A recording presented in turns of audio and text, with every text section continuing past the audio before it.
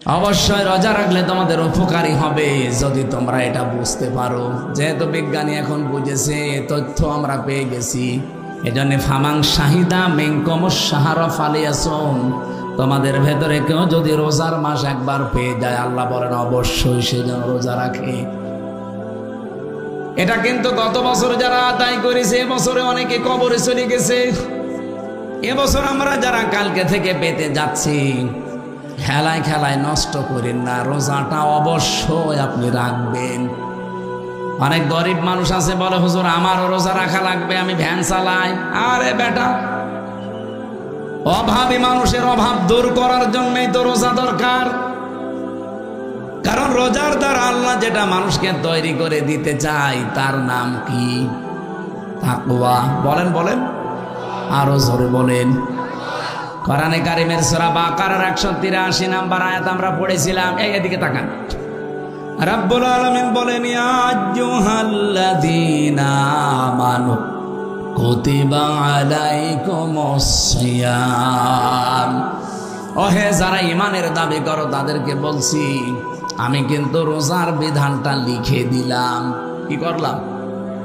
পৃথিবীর কোন বিধান আমি লিখে দিলাম এমন কথা কোরআনে আপনি পেয়েছেন?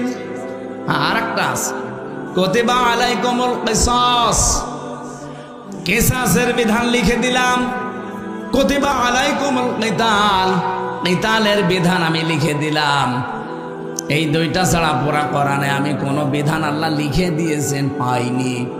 হ্যাঁ পেয়েছি, ওগুলো আল্লাহ ফরজ করেছেন, এই জন্য সেখানে ফারদ ওয়াজ পাবেন, ফারদুন।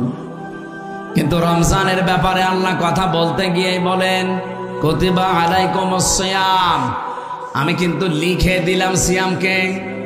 আজকের এই জমিনটা যদি আমি সভাপতি সাহেবকে বলি যে স্যার আপনাকে আমি দিয়ে দিলাম, কোনো দাম আছে আমার এই কথার? বলেন বলেন। যদি এটা সই স্বাক্ষর করে দলিল করে স্ট্যাম্প করে বলি এই যে নেন, এ জমির দাম এখন 1 বিঘা 20 লাখ, এই কথা বলেন কেন? ব্যক্তি তো একই, আগে দিয়েছিলাম মুখে মুখে, এখন আমি দলিল করে লিখে সই স্বাক্ষর করে দিয়ে দিলাম, দাম হয়ে গেছে আকাশ আর পাতাল। আগেরটা কোনো মূল্যই ছিল না, পরেরটার মূল্য 20 লাখ। কথা বলেন ঠিক কিনা?